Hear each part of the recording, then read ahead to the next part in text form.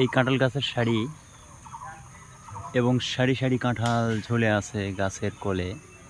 এটা দেখানোর জন্য ভিডিওটা বানাচ্ছি না। ভিডিওটা হচ্ছে এই যে প্রত্যেকটা গাছের গোড়ার দিকে 1 ফিট বাদ দিয়ে বা 1.5 ফিট বাদ দিয়ে দেখেন পলিথিন পেঁচিয়ে দেওয়া আছে। তো এটার মাহাত্ম্যটা কি? এটার কারণটা হলো যে জায়ান্ট মিলিবাগ নামে একটা পোকা, সাদা রঙের পোকা। হ্যাঁ, এটা ধারণা করা হচ্ছে যে এটা বাইরের দেশের পোকা, বিদেশ থেকে এসেছে। এটা আগে ছিল না, কয়েক বছর আগে এই পোকার উপস্থিতি ছিল না। তো এই জায়ান্ট মিলিবাগটা এটা কিন্তু আরও বড় হয় এবং এর শরীরের উপরে, ত্বকের উপরে একটা মোমের প্রলেপ আছে।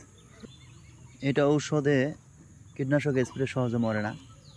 এটা আপনার বিভিন্ন ফলের গোড়ায় গিয়ে রস চুষে খায় এবং সাদা সাদা দেখবেন বিভিন্ন আবরণ পড়ে যায়।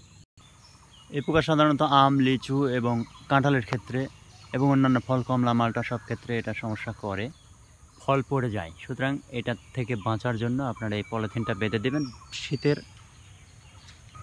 ঠিক আগেই, অর্থাৎ জুলাই মাসের দিকে বেঁধে দিলে তাহলে আপনার এই পোকাটা আর এই গাছ বেয়ে উপরে উঠতে পারবে না।